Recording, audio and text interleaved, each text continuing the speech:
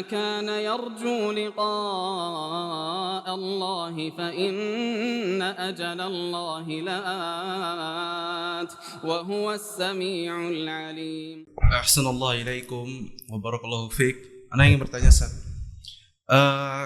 Hadis dhaif itu kan diamalkan itu ada fadhailul amal ya, Ustaz ya. Apakah kunut subuh ini masuk kepada fadhailul amal atau tidak, Ustaz?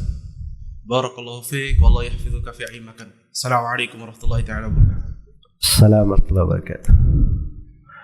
Baik, pertama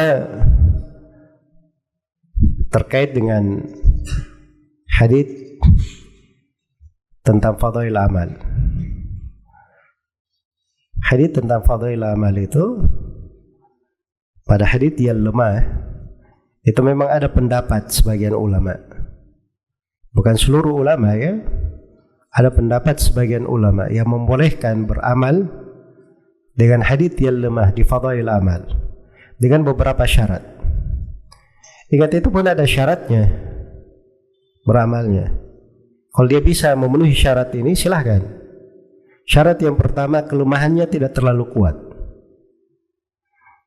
Ya, ini banyak orang yang mudah-mudah beramal, hadits aja nggak paham. Tingkatan rawi-rawi dari sudut kekuatan hafalan, dia tidak bisa mengeceknya, tidak punya ilmu tentang itu. Bagaimana dia mau masuk di dalam pembahasan?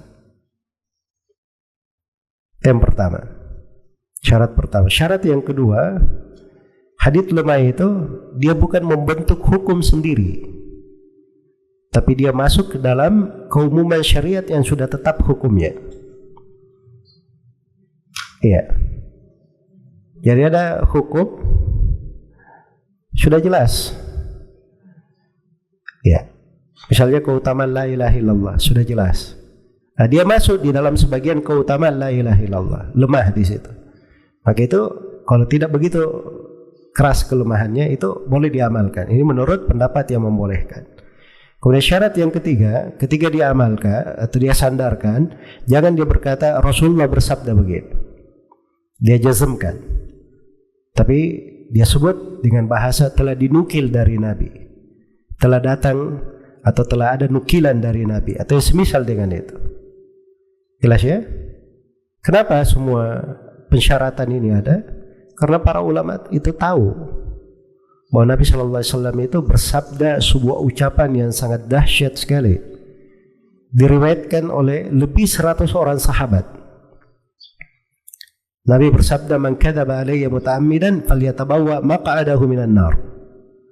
Siapa yang berdusta atas namaku dengan sengaja, maka hendaknya dia siapkan tempat duduknya dari api neraka.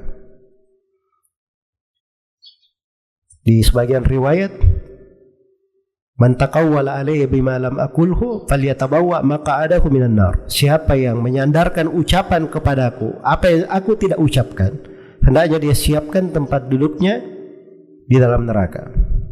Di Muqaddimah Sahih Muslim dari dua orang sahabat, Rasulullah SAW bersabda, "Man haddatha anni bi hadithin yara atau yura annahu kadhib, fahuwa ahadul kadhibain atau ahadul kadhibin." Itu dua bab riwayat.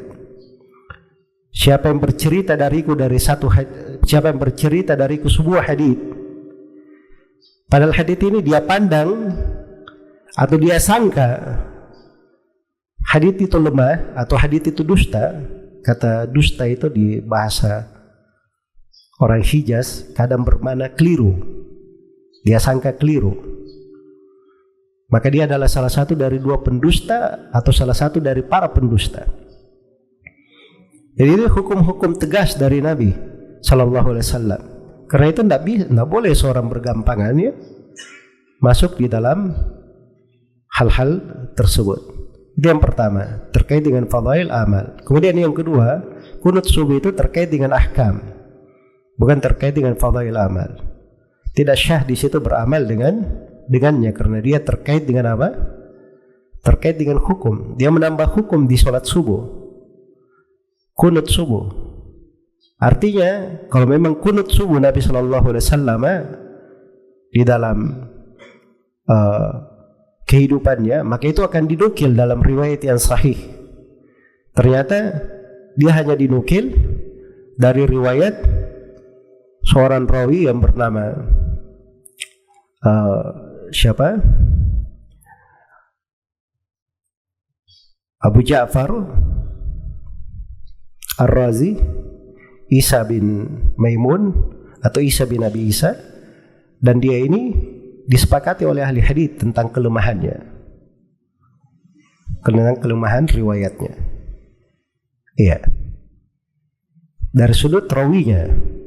Tapi itulah pandangan para ulama tentang riwayat, itu ada beraneka ragam ya di pembahasan ilmu hadis. Iya.